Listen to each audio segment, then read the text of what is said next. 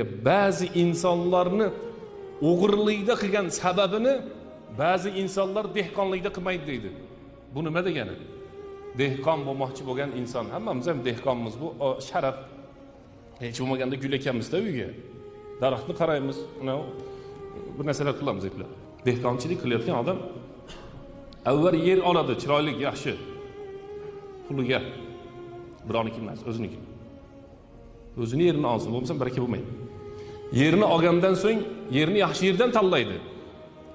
Urug'ni yaxshisini oladi. Suvlarni vaqtida qo'yadi.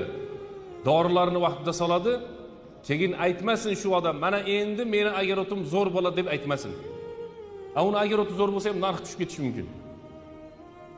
Nima deydi desa, hamma sabablarni qilganimizdan so'ng biz aytamizki, ey Robbim Alloh, mana sen ko'rsatgan sabablarni qildim, o'zing